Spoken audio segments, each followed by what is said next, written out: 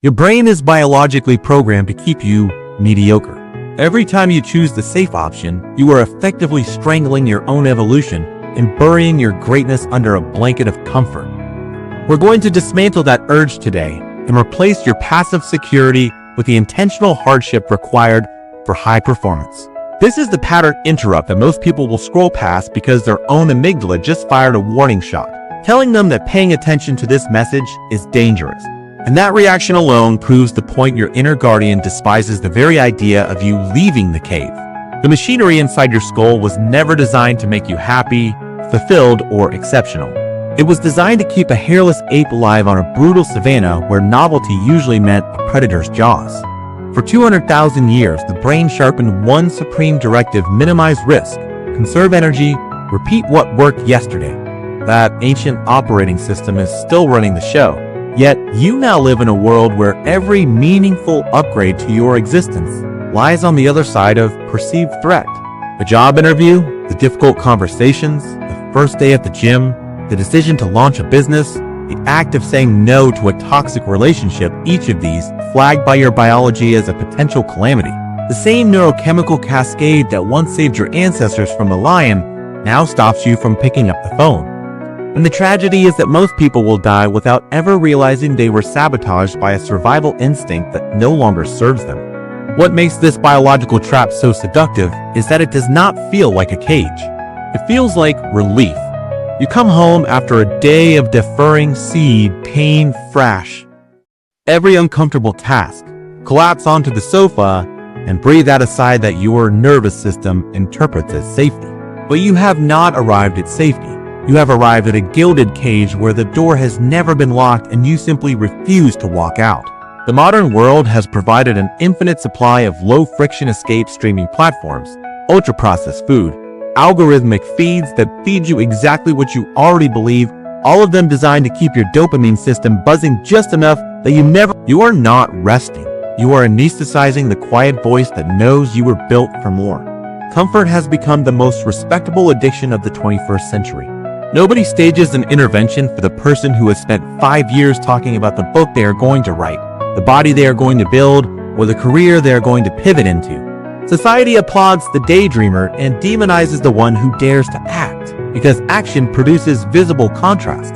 The moment you start embracing voluntary hardship, waking up early to train, working on a side project after a long shift, speaking your truth even when your voice shakes, you become a mirror that reflects other people's inaction back at them.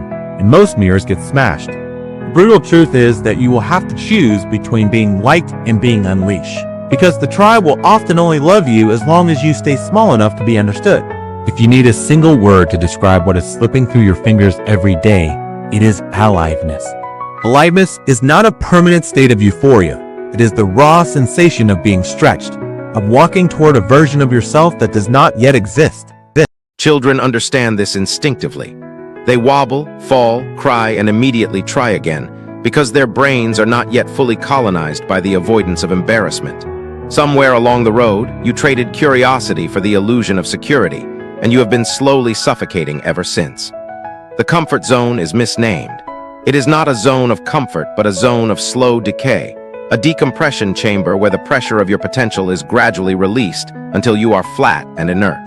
The mechanism of this decay is measurable. The brain follows a ruthless use it or lose it policy. Neural pathways that are not reinforced through challenge are pruned away like dead branches.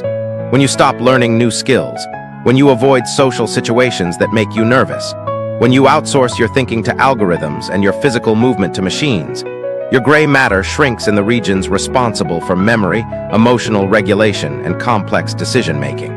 The very organ you need to build a remarkable life is being eroded by the choices you make to feel cozy. This is not metaphorical. It is neuroscience. The hippocampus of a long-term comfort seeker is physically smaller, and the prefrontal cortex, the part that says do the hard thing now for a reward later, becomes as flimsy as a paper shield against the impulses of the ancient limbic system. You are not preserving yourself. You are actively dismantling the instrument of your own greatness. If you want to reverse this, you must understand that the opposite of comfort is not pain for pain's sake. It is growth through calibrated stress. The Greeks had a profound word for this hormesis, the phenomenon whereby a small dose of a stressor makes the entire organism stronger, faster, and more resilient. The tree that grows on a windswept cliff puts down roots so deep that no storm can topple it. The tree grown in a greenhouse falls over in the first autumn gale. Your life works on the identical principle. The cold shower you dread in the morning, the workout that makes your lungs burn, the networking event where you know nobody, the public speaking gig that keeps you awake the night before. These are not punishments to endure, but doses of medicine that build your physiological and psychological immune system. Every time you voluntarily walk into a situation where failure is possible, you are depositing into a bank account of courage, and the compound interest on that account is the quiet confidence that you can handle whatever life throws at you. There is a reason why the most fulfilled people on the planet all share a common behavior: they schedule hardship. They do not wait for crisis to force them to adapt. They chase the friction before it chases them. The entrepreneur deliberately rejects a safe job offer. The athlete trains in the rain when nobody is watching. The artist publishes their work even when the inner critic is screaming that it is not ready. They have internalized the hard truth that the sensation you label as "I don't feel ready" is actually the precise indicator that you are standing at the doorway of the next level. Readiness is a myth sold by the comfort-seeking mind. Competence is built only inside the arena, covered in dust and sweat and occasionally blood. The people you admire are not fearless. They have simply learned to act while their knees are shaking, because they have redefined fear as a compass pointing towards growth rather than a stop sign. To build this ability into the marrow of your bones, you need an identity shift so profound that your very sense of self reorganizes around it. Right now, you likely operate from a story that says, "I am someone who needs to feel at ease." You have spent years collecting evidence for this story, arranging your entire life around avoiding triggers that make you anxious, uncertain, or exposed. The transformation begins the moment you rewrite the script to "I am someone who grows through necessary discomfort." That tightness in my chest is not danger, it is the signal that I am alive and expanding. At first, this will feel like a lie. Your brain will revolt, but identity is not discovered. It is forged through action repeated until the evidence overwhelms the old belief. When you keep the promise to yourself at 5 a.m., when you speak up in the meeting, your voice trembling only on the first sentence, when you choose the difficult path while every fiber of your being begs for the easy one, you are manufacturing the proof that you are exactly the person you aspire to be. The internal narrative recalibrates, and soon the new story becomes the default. Here is another layer of the brutal truth that is rarely spoken with enough force: your comfort zone is not just killing your potential. It is killing your relationships, your creativity, and your ability to love deeply. Because a person who cannot tolerate their own discomfort will inevitably project that intolerance onto others. You become the partner who avoids hard conversations, the friend who never calls out destructive behavior, the colleague who stays silent while mediocrity is celebrated. Love, in its mature form, is not a feeling of coziness. It is the capacity to stay present when things get messy, to have the conversation that could cost you the relationship if it means both people grow. How many marriages have flatlined not because of one dramatic betrayal, but because two people spent decades choosing the comfort of silence over the friction of truth? When you train yourself to avoid discomfort, you rob everyone around you of the chance to know the real you. And you rob yourself of the depth that only comes through traversing relational storms. The social dimension of this prison demands special attention because it is the one most people will use to rationalize their captivity. You look around, see family, friends, and colleagues all doing the same comfortable things, same routines, same complaints, same numbing rituals, and you conclude that this must be normal, perhaps even wise. But the mass of men lead lives of quiet desperation, as Thoreau carved into the collective conscience. Normal is not a synonym for healthy. Normal is often just the average of unexamined coping mechanisms. If you want to fly, you will have to accept that most of those around you are content to crawl, and they will feel threatened by your wings. The discomfort of loneliness on the path of growth is a temporary tax. The discomfort of a life unlived is an eternal one. Choose your hard.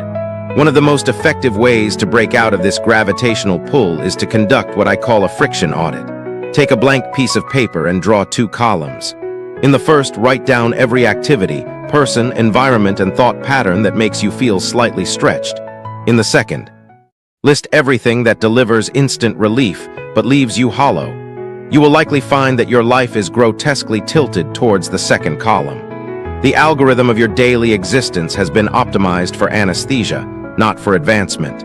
Now the task is not to flip the ratio overnight in some heroic explosion that is the fantasy that comfort sells you to keep you dreaming, but to make one small counterintuitive decision today. Tomorrow, make two. The progression is fractal. A man who takes one cold shower is not transformed, but a man who stacks hundreds of small, intentional hardships over months has rebuilt his entire architecture. The body is the cheapest gym for courage. Start there because the connection between physical discomfort and psychological growth is direct and undeniable. When you push through the burn of a workout, you are not just building muscle. You are laying down the neural infrastructure for resilience. When you withstand a 2-minute blast of freezing water, you are not just doing a health hack. You are teaching your prefrontal cortex to override a screaming limbic system with a calm command. These seemingly physical acts have spiritual reverberations that spill into every other domain. The executive who has mastered their morning body is far less likely to crumble in a boardroom negotiation because their nervous system has already rehearsed the script of "I can do hard things." And yet all of this external restructuring will be hollow if the internal dialogue is not placed under the same ruthless spotlight. Every hour, you have a conversation with yourself that is either building your greatness or reinforcing your mediocrity. When the urge to quit arises, the voice in your head either says "this is proof I am not good enough" or "this is the exact sensation I have been waiting for, let's see what happens next." Training that voice is the hidden work that nobody sees, but that determines everything. It requires you to stop identifying with the part of you that wants to retreat and to recognize it as just one subpersonality in a larger parliament. You are not the fear. You are the awareness that notices the fear. This shift from being the thought to observing the thought is the spiritual crowbar that finally pops the lid off the coffin you have been calling a home. What lies on the other side cannot be described to you, because those who have not experienced an expanded state of being can only interpret it through their current limitations. But I can give you a glimpse. Imagine walking into a room not hoping to be accepted, but bringing so much grounded presence that people unconsciously adjust to you. Imagine facing a crisis and feeling, underneath the legitimate stress, a deep knowing that you have been forged for this. Imagine looking in the mirror and respecting the person staring back, not because they are perfect, but because they are honest. That is the reward for strangling the urge for false safety. It is not a one-time achievement. It is a daily, gritty, unglamorous practice of choosing what expands you over what merely soothes you. Time is the non-renewable resource that frames this whole conversation with existential urgency. Every morning, your hourglass receives a fixed deposit, and by nightfall it is gone. Mediocrity is not a sin. It is simply the failure to spend that currency on anything that will outlast the body. The real brutal truth, the one that should shake you awake before the end credits of your life start rolling, is that regret is not caused by the things you tried and failed at. Those become stories, scars, character, but by the things you were too comfortable to ever begin. The deepest circle of personal hell is reserved not for those who dared and lost, but for those who had a masterpiece inside them and chose to watch another series. So the only question that matters now is this: what will you do with the remaining hours of today? Will you let your biological programming steer you towards the soft landing of the familiar? Or will you take one concrete action that makes your heart beat with that wild, sacred anxiety that signals you are at the edge of your own becoming? The intentional hardship required for high performance is not a punishment. It is an invitation to finally meet yourself. Accept it before the blanket of comfort becomes your shroud. The choice is yours. Make it count.